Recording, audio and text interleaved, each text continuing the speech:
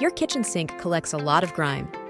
To shine up your stainless steel sink, grab a cup of baking soda and 8 ounces of water. Mix the baking soda and water to form a cleaning paste.